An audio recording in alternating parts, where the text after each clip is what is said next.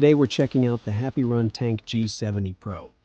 And this thing feels more like a lightweight electric mini bike than a traditional e-bike. It's got dual motors, dual batteries, full suspension, hydraulic brakes, NFC startup, and a claimed top speed of over 28 miles per hour.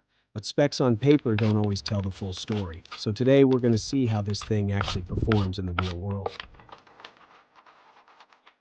Before we took the HappyRun Tank G70 Pro out for its first ride, we obviously had to get everything assembled first.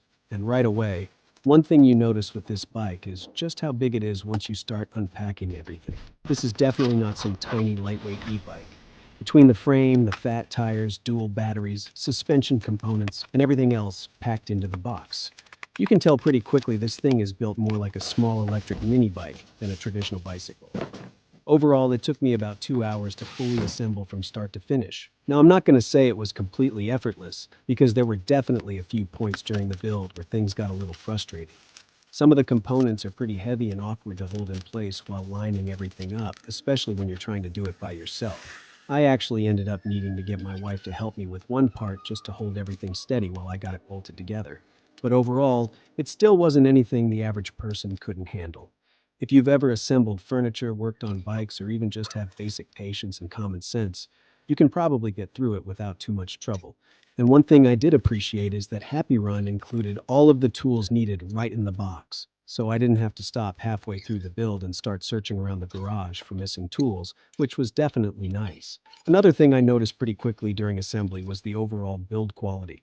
Usually when you're assembling something like this, you can tell pretty fast whether it feels cheap or solid. And this bike definitely felt solid. Nothing felt flimsy, nothing felt loose. The frame felt sturdy. The components felt solid. Even while tightening everything down and moving the bike around during assembly, it felt like there was some real quality and weight behind it. And once everything was finally together and sitting there fully assembled, this thing is just a gorgeous looking bike. The long bench seat, the fat tires, the aggressive stance, the lighting setup. It has a completely different look compared to most traditional e-bikes. It really feels more like something between a mini bike and a motorcycle than a normal bicycle. And once we finally got it built and powered on for the first time, that's when things started getting Oh yeah. Oh my. All right. I'm pretty tired, but we're gonna see what this bitch has got.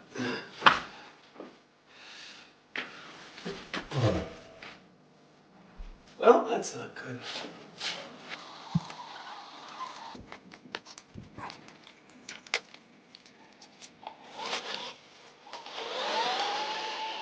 This bike definitely stands out visually right away. You've got the long bench seat, 20x4 fat tires, integrated lights and turn signals, plus a cockpit setup that feels way more motorcycle inspired than your 5 average miles, e-bike. full And this thing battery. ended up turning into a pretty good wildlife pursuit Wow. vehicle too, when I was chasing deer around in a field at midnight.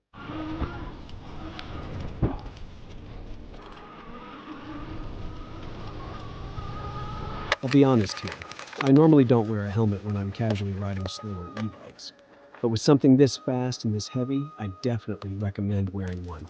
The fastest I got this thing up to was about 31 miles per hour. And that's about as fast as I'd even want to go on something like this because this thing is quick. So definitely ride smart and respect the power this bike has. And remember, I'm a professional. The Tank G70 Pro uses dual 48-volt batteries along with dual hub motors rated at 1,000 watts combined power. HappyRun claims up to 85 miles of range, 170 newton meters of torque, and speeds over 28 miles per hour. It also comes with full suspension, hydraulic brakes, a Shimano 7-speed drivetrain, plus front and rear turn signals. But later in the video, we're going to see how all of that actually translates into real-world riding. One of the coolest features on this bike is definitely the NFC startup system. Instead of turning a traditional key, you power the bike on, tap the NFC card, and the display comes to life.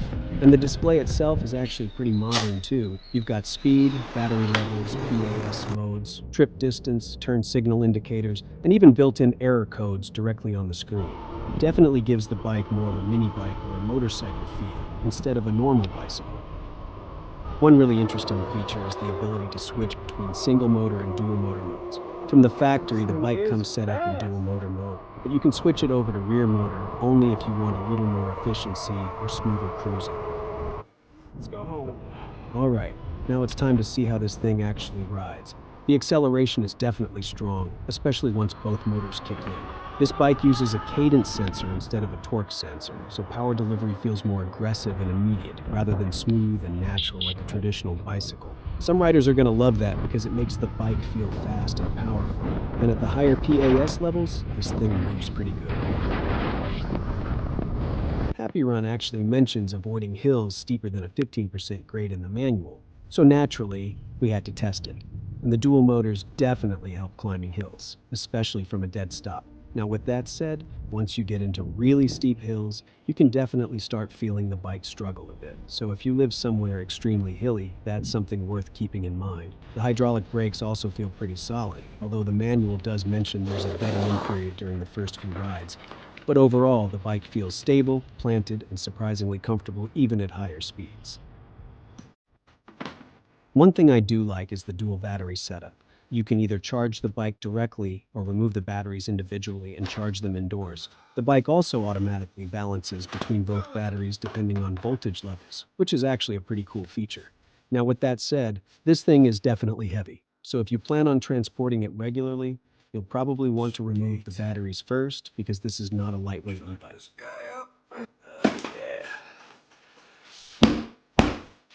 After spending some time with the HappyRun G70 Pro, here's what really stands out to me. The pros.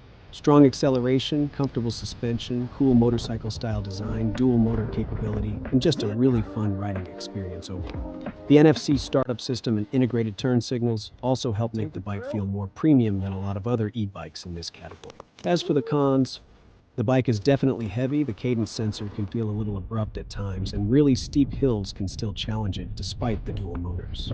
Overall, the HappyRun G70 Pro feels less like a traditional bicycle and more like a fun electric mini bike with pedals. If you're looking for something lightweight and super pedal focused, this probably isn't the bike for you. But if you want something comfortable, fast, unique looking, and just genuinely fun to ride, this thing definitely delivers. I'll give it a 10 out of 10. It's definitely worth the money. Thanks for watching, and I'll see you guys on the next one.